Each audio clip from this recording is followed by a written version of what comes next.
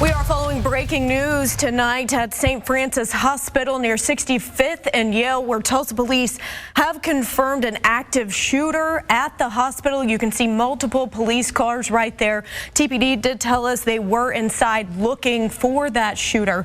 They have not confirmed much information as of yet, whether there are victims or what has been happening. You can see more of the police cars right there, multiple of them. As you can imagine, when you get an active shooter call, everybody is going to converge on that area. Just in front of St. Francis, and I mean, it is chaos out here. Zoom in on that massive crowd of firefighters who are assembled, I assume waiting to go in. You see personnel from federal law enforcement, the Tulsa County Sheriff's Office, the Oklahoma Highway Patrol, the Tulsa Fire Department, EMSA. They are all here. The wounds from that terrible day will never fully heal. The losses from that day will never be overcome.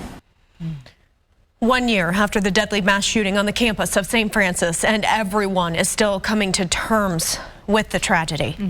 Glad you're with us tonight at 9. I'm Sarah Whaley. And I'm Shay Rossi. You just watched clips from our coverage when we first brought you the news of that shooting inside the Natalie Medical Building. It still just brings you right back to the intensity of that situation that day. Here we are 1 year later, and we remember Dr. Preston Phillips, Dr. Stephanie Houston, William Love, and Amanda Glenn. During a news conference this afternoon, doctors shared how they're coping. Tulsa's mayor and police chief also paid tribute to the resiliency of the staff. Fox 23's Alex Cash is live at St. Francis Hospital with what was shared at the news conference. And Alex, you were there for us the day of that shooting last year. That's right. 1 year ago today, I was stood on this very spot as we all just tried to take in what had happened.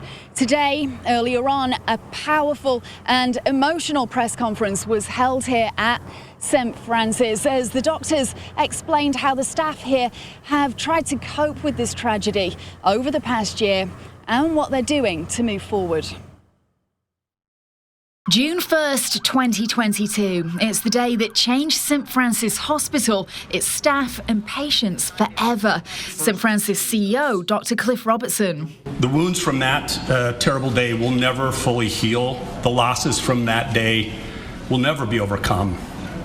And the 4 innocent victims will never be forgotten. Dr. Ryan Parker says healing has been hard. The adrenaline of the moment somewhat numbs the pain initially, but the process of healing physically and mentally is excruciating work. Painful, messy, and prolonged. Dr. Robertson says moving forward hasn't been easy. Don't let me lead you to believe that our family members that were in the Natalie building that day don't still struggle. I know they do.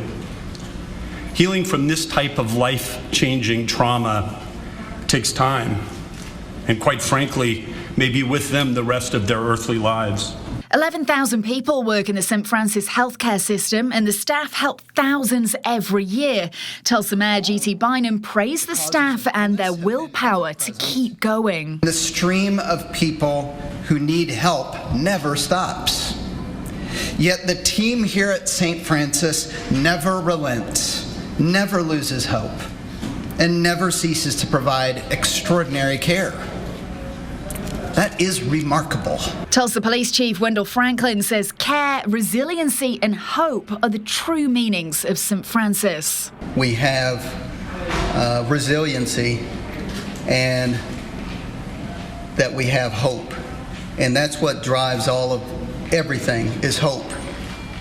We hope that tomorrow is better. We hope that tomorrow is better than today. And that's what drives us as people. Dr. Parker says in the days, weeks and months after the shootings, shock and sadness have turned to grit and determination. Our scars and our sorrow will always be a part of our story. Our scars might be evident to you moving forward, and that's okay with me. She says they're moving forward by taking inspiration from their patients and how they heal. Every act of violence, every moment of joy, every hateful thing we have said or that's been said to us, every kindness, every sorrow, every ounce of laughter We carry it all with us in some form or another. Just like our patients, we are walking embodiments of our entire story. The people who work here say they've made it their mission to serve and will not let evil win. Coming up at 10, I'll explain how staff say the community has helped them heal and the praise for first responders. Covering news that matters, I'm Alex Cash, Fox 23 News.